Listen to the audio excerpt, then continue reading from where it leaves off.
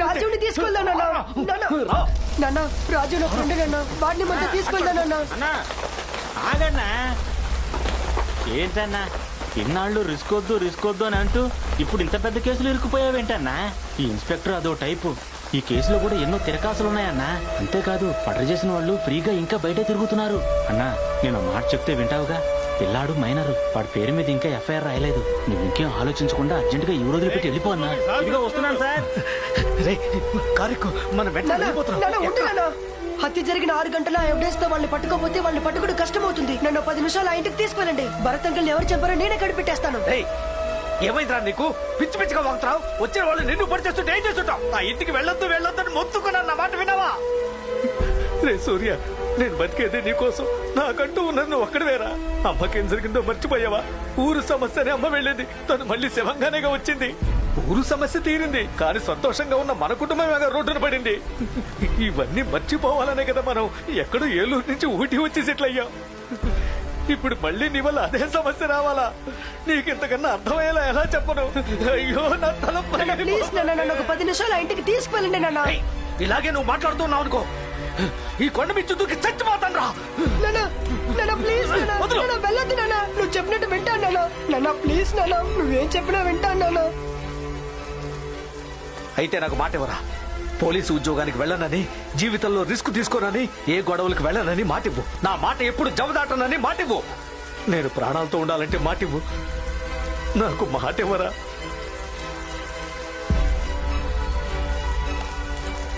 నీ మీద ఒట్టునన్నా.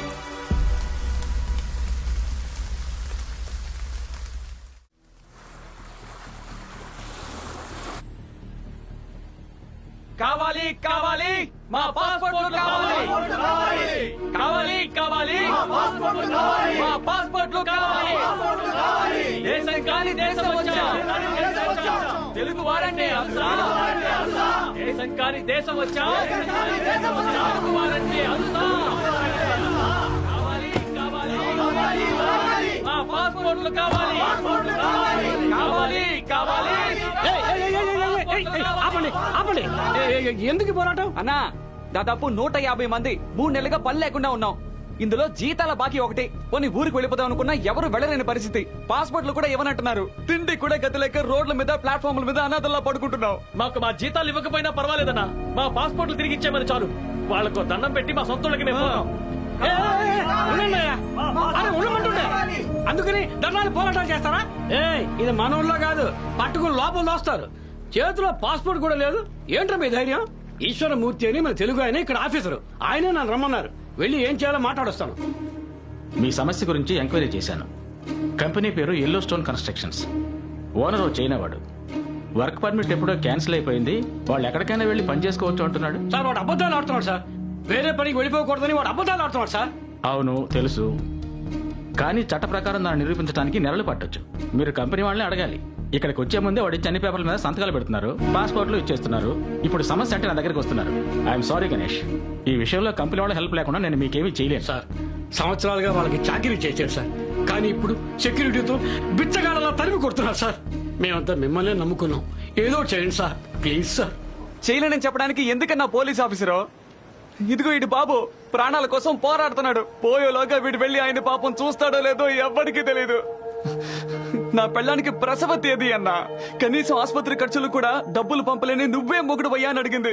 నేను ఇక్కడున్న పరిస్థితిని మింగను లేక కక్కను లేక పో అన్నా, చచ్చిపోదాం అనిపిస్తుంది. నేను మీకోసం కదా కొట్టుకుంటున్నాను, ధైర్యంగా ఉన్నాను రా. ఒరే జన, మనం దేశం కాని దేశం వచ్చి చెమట వచ్చి నిజాయితీగా పనిచేసాం, అది వృధా కాదురా.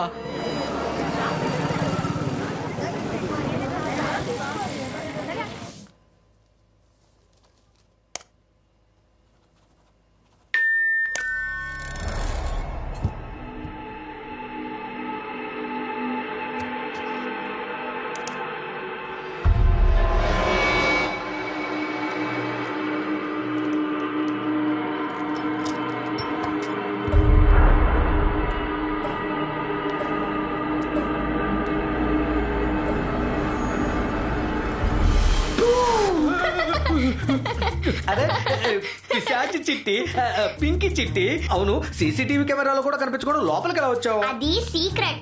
ఈసారి మీరు భయపడ్డారు కదా. ఎవరు భయపడ్డారు? పెద్దవాళ్ళు భయపడినట్టుగా నటిస్తే పిల్లలకి బాగా ఇష్టం. నేను ఎలా మోసం చేశానో చూసావా?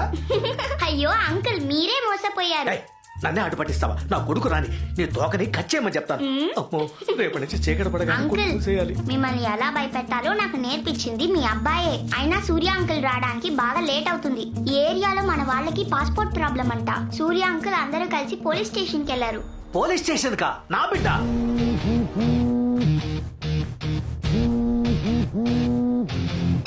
హలో సూర్య ఎక్కడున్నావు?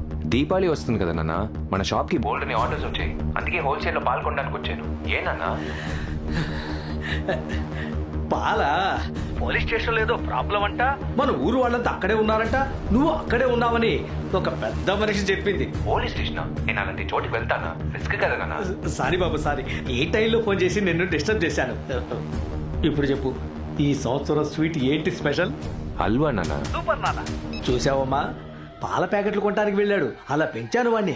నా బిడ్డ ఎవరు ఎన్ని చెప్పినా ఏ నాటికి ఎలాంటి రిస్క్ తీసుకోవడమ్మా.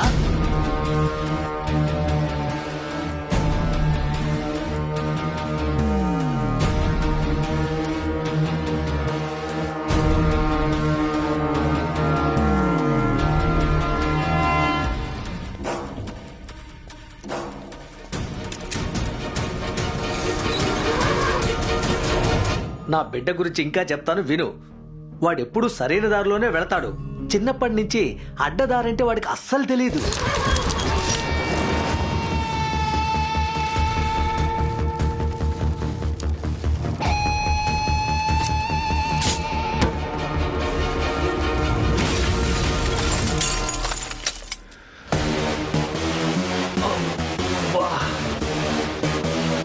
ఈ పోరాటాలు కొట్లాట్లు వాడికి నచ్చవమ్మా. అది ఎంత పెద్ద రిస్కో నాకంటే వాడికే బాగా తెలుసు.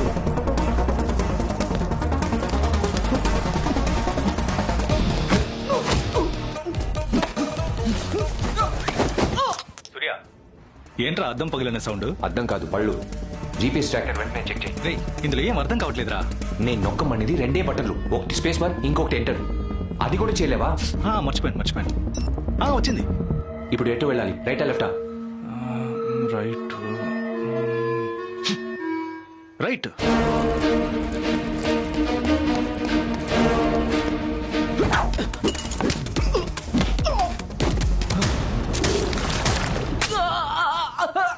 రే, లాకర్ రూమ్ ఎక్కడుంది? నువ్వు వెళ్ళే డైరెక్షన్ లో స్ట్రైట్ గా వెళ్ళు. లాస్ట్ లో ఉండేది లాకరే.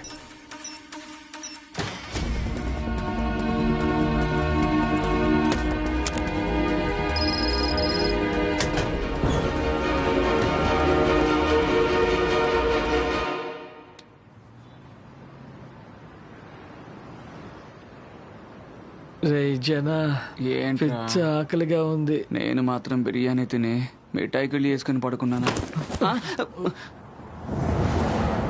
పోరం పోకు, మనుషులు పడుకున్నారని కూడా చూడకుండా చెత్తను ఎలా పడేసిపోతున్నాడో చూడు.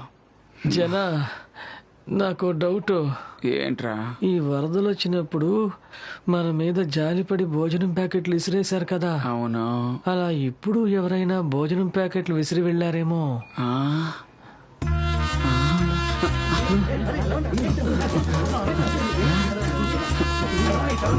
ఒట్టి పేపర్లు, ప్లాస్టిక్ కవర్లేరా? పాస్పోర్ట్లు రా, జీతం డబ్బులు కూడా ఉన్నాయరా.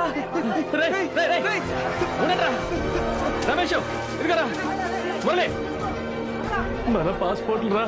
ఇక మనం ఇష్టం వచ్చినట్టు పని చేసుకోవచ్చు.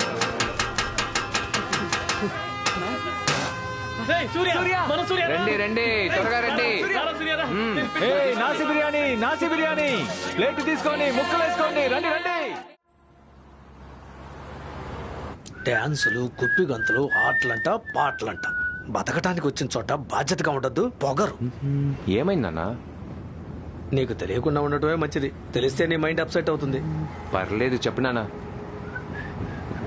నీకు విషయం చెప్పనా? ఎవడో ఒకడు కంపెనీ అద్దాలు పగలగొట్టి మరి పాస్పోర్ట్లన్నీ తెచ్చాడంట. అందుకే ఊళ్ళో పెద్దలు ఏమంటారో తెలుసా? ఏమంటారు? ఇలాంటి పనులు చేస్తున్నారే, అది వాళ్ళ తప్పు కాదంట, పెంపకం సరిగ్గా లేదు. వాళ్ళ బాబు ఎందుకు పనికిరాని వాడంటాడు. ఏంటి? అర్థం కాలేదా? వాళ్ళ బాబు 10 పైసలు కూడా పనికిరాని వాడంటాడు. నవ్వావా? ఎందుకు నవ్వుతున్నావు? అంటే మన పెద్దవాళ్ళు చెప్పింది తప్పంటావా? నే అలాగేం అనలేదు నాన్న. అయితే ఒప్పుకో. ఏమని? వాళ్ళ బాబు ఎందుకు పనికిరాని వాడని ఒప్పుకో. సరే ఒప్పుకుంటున్నాను. అలా అన్నావు, బాగుంది.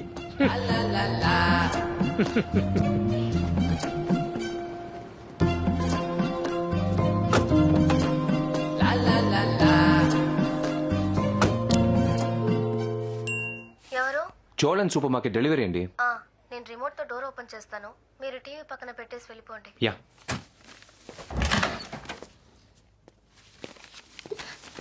ఏం చేయాలో అర్థం కావట్లేదు. నీ మీద ఒట్టు. మళ్ళీ ఊరికి వెళ్ళిపోదాం అనిపిస్తుంది. ఇంకో 2 రోజులు పేపర్ సబ్మిట్ చేయాలి. రీసెర్చ్ పేపర్స్ కి కావాల్సిన రెఫరెన్స్ డౌన్లోడ్ చేద్దాం అనుకుంటే 10,000 సింగపూర్ డాలర్స్ ఖర్చు అవుతుంది అంటున్నారు. నేను ఎన్నో యూనివర్సిటీ వెబ్సైట్స్ లో ఎంతో ట్రై చేశాను. యాక్సెస్ డినైడ్ అని వస్తోంది. అడిగితే రోబోటిక్ ఇంప్లాంట్ సర్జరీ చాలా అడ్వాన్స్డ్ ఏరియా అంటున్నారు. స్తోమత లేని వాళ్ళు అడ్వాన్స్డ్ ఏరియా చదవకూడదా? నేనే ఊరుగాని ఊరు వచ్చి ఫ్రెండ్ ఇంట్లో ఉంటూ చదువుకుంటున్నాను. ఇప్పటికీ అమ్మ ఉంటున్న ఇల్లు తాకట్టు పెట్టి లోన్ తీసుకుని నన్ను చదువుకోవడానికి పంపించింది. ఇప్పుడు అమ్మ దగ్గరికి వెళ్ళి ఫీజు కాకుండా రీసెర్చ్ పేపర్స్ కి డబ్బు ఖర్చు పెట్టాలని అడిగితే తను ఎక్కడి నుంచి తెస్తుంది?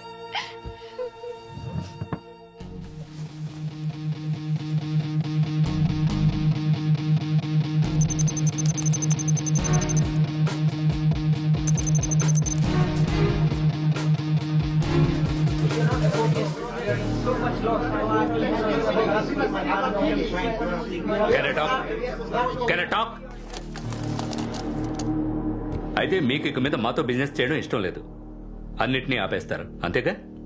కానీ నిర్ణయం తీసుకునే ముందు ఇదొకసారి చూడండి. కొన్నేళ్ల క్రితం వరకు చైనా జనాభా ఇండియా కంటే ఎక్కువగానే ఉండేది, కానీ ఇప్పుడు ఆల్మోస్ట్ సమానంగానే ఉంది.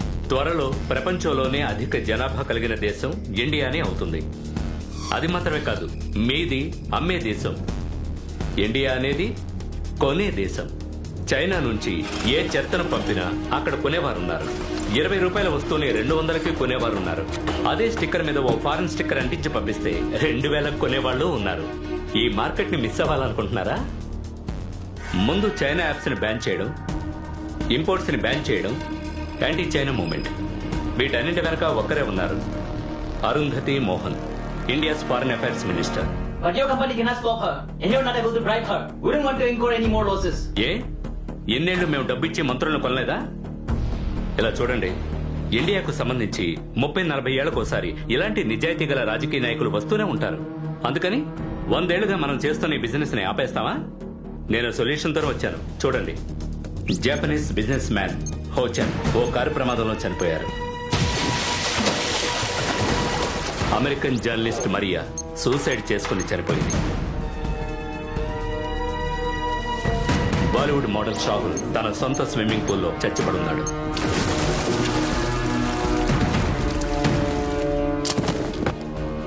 ఇలా ఎంతో మంది. కానీ ఆయా దేశాల పోలీసుల దృష్టిలో ఇవన్నీ యాక్సిడెంట్స్ లేదా సూసైడ్స్. కానీ అండర్ వరల్డ్ కి తెలుసు, ఇవన్నీ చేసింది ఒక ఇండియన్.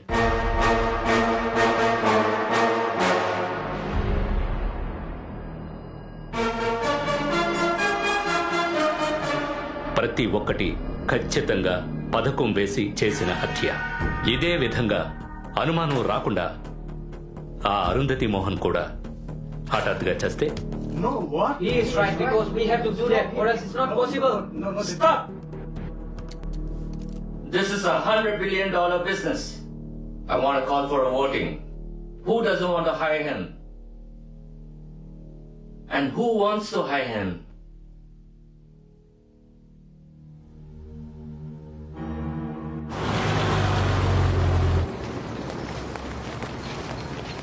ఇది నా రీసెర్చ్ పేపర్స్ ఆల్మోస్ట్ అయిపోయినట్టే. టైప్ చేసి సబ్మిట్ చేస్తే చాలు. కంగ్రాట్స్. నీ కలలన్నీ నెరవేరబోతున్నాయి. మీ అమ్మగారు ఎంతో సంతోషపడతారు. కానీ ఇదంతా ఎవరి పని? నాకు తెలీదే. నువ్వు ఆర్డర్ చేసిన ప్రొవిజన్స్ ఇవ్వడానికి చోళన్ సూపర్ మార్కెట్ నుంచి ఎవరో వచ్చారు. నేను అప్సెట్ గా ఉన్నందువల్ల రిమోట్ తో డోర్ ఓపెన్ చేసి రూమ్ లో ఫ్రెండ్ తో మాట్లాడుతూ ఉన్నాను. కానీ ల్యాప్టాప్ ఆన్ లోనే ఉంది. నేను ఫేస్ వాష్ చేసుకుని వచ్చేసరికి ఆ లింకులన్నీ ఓపెన్ అయి ఉన్నాయి. ఏంటి కథలు చెప్తున్నావా? మర్యాదగా నిజం చెప్పలేదో? సింగపూర్ సుబ్రహ్మణ్య స్వామి మీద ఒట్టు. కావాలంటే నువ్వే చూడు, వాడు ఇక్కడేదో రాసి అంటించి వెళ్ళాడు. మీలాంటి వాళ్లే చెల్లమ్మ మెడిసిన్ చదవాలి. సో స్వీటే. కానీ ఇదంతా చాలా దారుణమే. నేను నా థీసిస్ కంప్లీట్ చేయలేదు, ఇదిగో ఇది కూడా చేయలేదు, తను కంప్లీట్ చేయలేదు, మరి నీకు మాత్రం ఎలా దొరికింది? హే, తనకు లక్ ఉన్నట్టుంది, వదిలేవే. No chance. వాడేదో పెద్ద హ్యాకర్ అయి ఉంటాడు. కష్టపడకుండా రీసెర్చ్ పేపర్స్ దొరకడం అంటే ఎంత అదృష్టమో తెలుసా?